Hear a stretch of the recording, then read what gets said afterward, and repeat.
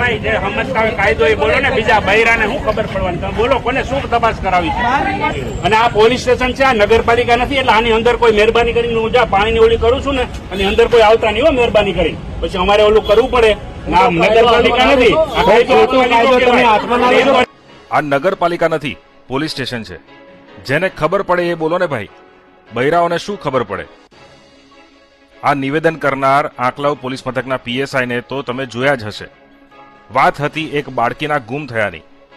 બાળકીની શોધખોળ માટે ગ્રામજનોએ રાત દિવસ એક કરી રહ્યા હતા. 2 દિવસ પહેલા બાળકીનો મૃતદેહ મહીસાગર નદીમાંથી મળી આવ્યો. 6 વર્ષની બાળકી પર દુષ્કર્મ આચરવામાં આવ્યું હતું અને ત્યારબાદ તેની હત્યા કરીને નદીમાં મૃતદેહ ફેંકી દેવામાં આવ્યો હતો. આ પ્રકરણમાં નરાધમ અજય પઢિયારની ધરપકડ કરવામાં આવી હતી. ન્યાયની માંગણી સાથે પોલીસ મથકે આવેલા ગ્રામજનોને ખખડાવતા પોલીસ અધિકારીની વાત કરવાની રીત અને રૂઆબ ફરી એકવાર સાંભળો.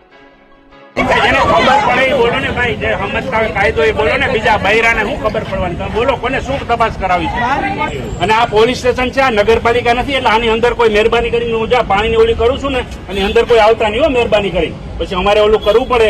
ના નગરપાલિકા નથી, ગુનો દાખલ થાય. આ નગરપાલિકા નથી, આ પોલીસ સ્ટેશન છે. ફિલ્મોમાં જેમ અભિનેતા અભિનયમાં કાચો પડે તો ફિલ્મનો ડાયરેક્ટર આવીને તેને કેરેક્ટરમાં રહેવાની સમજણ આપે છે. એટલે અચાનક અભિનેતાના અભિનયમાં ફરક દેખાવા માંડે છે.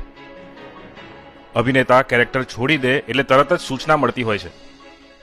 એવી જ સૂચના આંકલાવ પોલીસ મથકમાં પકડાયેલા નરાધમ અજય પઢિયારને મળતી હોવાનો 13 સેકન્ડનો વિડીયો હાલ વાયરલ થયો છે. ઘટનાક્રમ જુઓ. આરોપીને લોકઅપમાંથી બહાર કાઢવામાં આવે છે. આરોપી અજય બિલકુલ સીધો ચાલતો નજરે પડે છે. અચાનક કેમેરાની વચ્ચે આંકલાવ પીએસઆઈ આવે છે.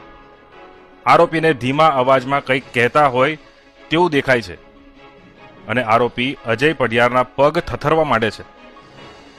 પીએસઆઈએ કીધેલા શબ્દોની અસર એટલી અસહ્ય હતી કે આરોપી પોતાના પગ સીધા મૂકી શકતો ન હતો. શું ખરેખર પોલીસ અધિકારીના અવાજમાં એવી શક્તિ હશે કે લોકોના પગ થથરવા માંડે? આ ઘટનાએ અત્યાર સુધીમાં લંગડા થથરતા ચાલતા રાજ્યના તમામ આરોપીઓની સર્વિસ પર સવાલો ઊભા કરી દીધા છે. શું આ અભિનયનો એક ભાગ માત્ર છે? પ્રજાએ સમજવાની જરૂર છે. જે દેખાય છે, જે દેખાડવામાં આવે છે, તે તમામ બાબતો હંમેશા સાચી હોતી નથી. નાગરિકોએ તેની આંધળી પ્રશંસા કરવાને બદલે પોતાની તર્ક શક્તિનો ઉપયોગ કરીને નિર્ણય લેવો જોઈએ.